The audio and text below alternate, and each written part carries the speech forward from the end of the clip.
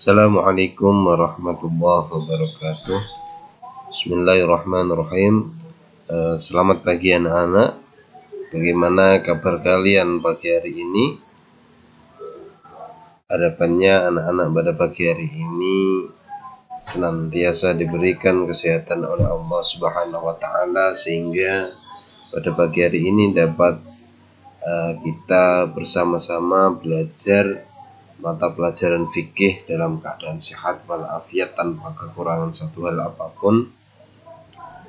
Baik, sebelum kita mengawali pembelajaran pada pagi hari ini, marilah kita membaca basmalah terlebih dahulu. Mari kita antarkan Bismillahirrahmanirrahim.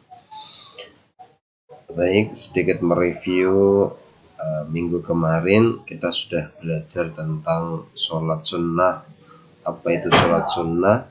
Yaitu kemarin kita sudah pahami bahwa sholat sunnah merupakan penyempurna dari kekurangan-kekurangan dari ibadah-ibadah fardu kita. Jadi sifatnya menyempurnakan kewajiban kita dalam sholat fardu. Nah, kemarin kita sudah belajar tentang sholat sunnah rawatib. Sholat sunnah rawatib kemarin adalah sholat sunnah yang mengiringi sholat fardu. Artinya sholat sunnah yang dilakukan baik sebelum atau sesudah. Kalau kemarin sholat sunnah yang dilakukan sebelum sholat fardu ini dinamakan sholat sunnah qobliyah. Kalau sholat sunnah yang dilakukan setelah sholat fardu kemarin disebut apa? Sholat sunnah ba'diyah. Sholat sunnah rawatib itu tadi kemarin ya ada dua ya. Ada sholat sunnah rawatib yang muakkad, ada sholat sunnah rawatib yang ghairu muakkad. Kalau sholat sunnah yang muakkad itu kemarin adalah karena saking seringnya Rasulullah SAW melakukan sholat sunnah tersebut, maka itu disebut dengan sholat sunnah muakkad atau sunnah yang sangat dianjurkan untuk melakukannya. Terus sholat sunnah ghairu muakkad ini adalah sholat yang tidak begitu dianjurkan karena tidak terlalu sering. Walaupun Rasulullah pernah melakukan sholat sunnah tersebut, tapi Rasulullah dalam melakukan tersebut tidak terlalu sering atau jarang-jarang. Tapi ini juga termasuk dengan sunnah Nabi, tetap mendapatkan pahalanya sunnah, akan tapi tidak terlalu dianjurkan. Mustamir. Nah, pada pagi hari ini kita akan belajar tentang niat sholat sunnah. Jadi tujuan pembelajaran kita pagi hari ini agar anak-anak mampu untuk melafalkan niat sholat sunnah rawatib dan mengerti bilangan rakaatnya. Yang kedua, agar anak-anak mampu untuk menyebutkan hikmah yang terkandung dalam sholat sunnah rawatib. Yang ketiga, anak-anak mampu dalam mempraktikkan sholat sunnah rawatib. Seperti itu. Nah, lafaz niat sholat sunnah rawatib. Yang pertama, niat sholat sunnah rawatib 2 rakaat sebelum subuh. Berarti ini apa? Qobliyah subuh ya. Sebelum subuh. Niatnya bagaimana? Usolli sunnatas subhi rakaataini qobliyatan lillahi ta'ala. Aku niat sholat sunnah 2 rakaat sebelum subuh karena Allah ta'ala. Jadi itu niatnya sholat sunnah qobliyah subuh ya. Yang kedua, niat sholat sunnah rawatib 2 rakaat sebelum duhur. Jadi ini qobliyah duhur. Niatnya bagaimana? Usolli sunnatad duhri rakaataini qobliyatan lillahi ta'ala. Aku berniat sholat sunnah 2 rakaat sebelum duhur karena Allah lillahi ta'ala.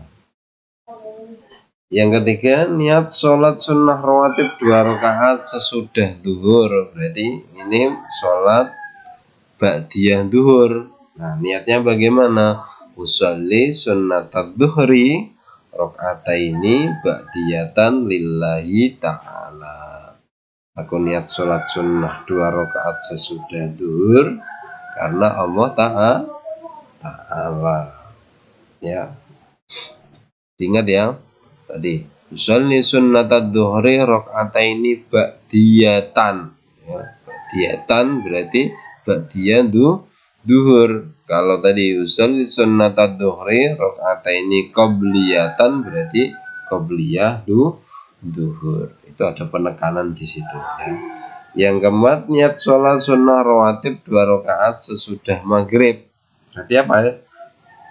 Ba'diyah maghrib, sholat sunnah ba'diyah maghrib. Niatnya usolli sunnatal maghribi rakaataini ba'diyatan lillahi ta'ala. Aku berniat sholat sunnah 2 rakaat sesudah maghrib karena Allah ta'ala.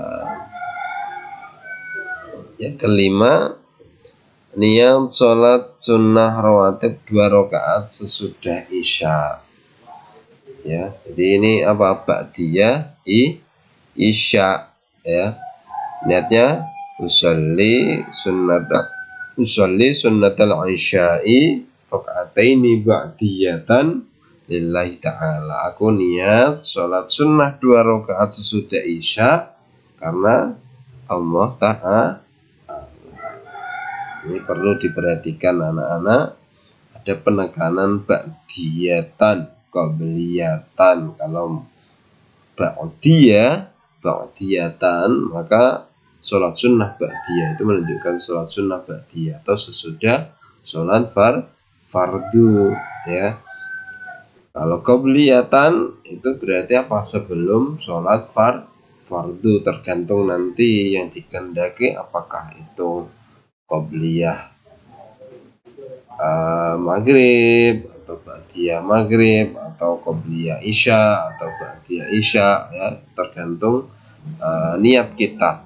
Yang perlu diperhatikan dalam berniat anak-anak, karena niat itu tempatnya ada di dalam hati, maka ketika anak-anak berniat maka juga harus berniat di dalam hati. Tidak cukup hanya dengan melafalkan atau melisankan niat tersebut, akan tapi harus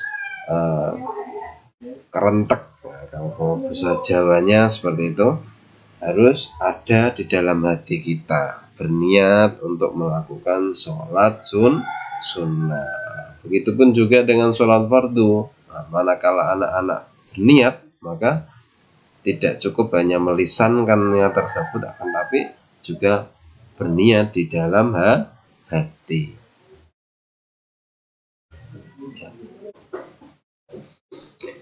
Hikmah sholat sunnah rawatib. Ada beberapa keutamaan manakala anak-anak melakukan sholat sunnah rawatib, atau hikmah yang dapat anak-anak peroleh manakala anak-anak melakukan sholat sunnah rawatib. Yang pertama, menyempurnakan pahala ibadah sholat fardu. Jadi karena sholat sunnah ini sifatnya menyempurnakan pahala ibadah sholat fardu, ataupun menyempurnakan kekurangan sholat fardu. Apakah itu mungkin kekurangan dalam kekhusyuan ibadah sholat fardu kita, ataupun ada salah satu rukun yang tertinggal atau yang lain sebagainya, Maka ibadah sholat sunnah ini yang menyempurnakan ibadah sholat fardu. Yang kedua, dapat menghapuskan dosa yang kita lakukan. Yang ketiga, mencegah perbuatan yang buruk, karena inna sholata tanha anil fahsya'i wal munkar.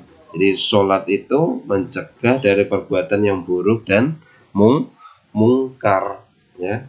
Yang keempat, pahalanya lebih baik daripada dunia dan seisinya. Hadis Nabi Rasulullah Shallallahu Alaihi Wasallam bersabda, "Rakaatul fajri khairum minad dunya wa ma fiha." Jadi 2 rakaat fajar, yakni sholat sunnah yang dikerjakan sebelum subuh, ini lebih baik daripada dunia dan seisinya. Jadi, dunia dan seisinya ini lebih baik. Kok gitu? Dunia dan seisinya ini tidaklah lebih baik dari 2 rakaat sebelum fajar, yaitu qobliyah fajar. Yang kelima, akan mendapatkan rahmat dari Allah. Rahmat itu apa sih? Rahmat itu kasih sayang. Jadi manakala kita melakukan sholat sunnah rawatib, maka kita akan mendapatkan kasih sayangnya Allah. Yang selanjutnya rutin mengerjakan sholat rawatib 12 rakaat, ya. Kemarin kita sudah belajar, ya, tentang 12 rakaat itu kemarin apa saja, ya. Itu masuk dalam sholat sunnah rawatib yang muakkad, ya, yang sangat dianjurkan karena seringnya dilakukan Rasulullah dalam sehari semalam, ya. Bagaimana orang yang melakukan sholat 12 rakaat sehari semalam, ini akan dibangunkan rumah-rumah di surga oleh Allah Subhanahu wa taala. Rasulullah SAW bersabda, "Man shollas nata asyrota rakaatan fi yaumin wa lailatin bunya lahu bihinna baitun fil jannah." Jadi barang siapa mengerjakan sholat sunnah dalam sehari semalam 12 rakaat, maksudnya sholat sunnah rawatib yang muakkad, maka karena sebab amalan tersebut, maka akan dibangunkan oleh Allah rumah-rumah di surganya nanti. Tentu anak-anak ingin, ya, kelak masuk surga, dibangunkan istana-istana di surga oleh Allah Subhanahu wa taala. Maka anak-anak harus melakukan ibadah sholat sunnah rawatib. Nah, yang selanjutnya membiasakan sholat sunnah rawatib, ya. Kita harus membiasakan diri dalam melakukan sholat sunnah rawatib. Tata cara pelaksanaan sholat sunnah rawatib ini sama dengan sholat fardu, hanya yang membedakan niat dan waktu pelaksanaannya. Niatnya tentu berbeda dengan sholat fardu. Tadi yang sudah kita pelajari tentang niat sholat sunnah rawatib. Selain itu, sholat sunnah rawatib ini dikerjakan munfarid. Munfarid ini artinya dilakukan sendiri-sendiri, ya, atau tidak dalam keadaan berjamaah, atau dilakukan sendiri-sendiri. Nah, bacaan dalam sholat sunnah rawatib ini tidak dinyaringkan, artinya tidak dibaca dengan suara yang keras. Mulai dari sekarang kalian membiasakan diri untuk melakukan sholat sunnah rawatib sebelum dan sesudah sholat fardu, ya. Perlu diingat bahwa sholat itu merupakan tiangnya agama. Jadi tegak berdirinya agama karena apa? Kaum muslimin masih melaksanakan ibadah sholat, baik itu sholat sunnah ataupun sholat fardu. Dan ibadah yang pertama kali dihisab oleh Allah kelak itu adalah amalan ibadah sholat. Manakala ibadah sholat kita baik, maka seluruh amal perbuatan kita baik. Manakala ibadah sholat kita buruk, maka buruk pula semua ibadah atau amalan kita sewaktu di dunia. Makanya anak-anak harus rajin dalam melakukan sholat, baik itu sholat sunnah ataupun sholat fardu sebagai kewajiban kita sebagai seorang muslim. Tak kira itu untuk pagi hari ini.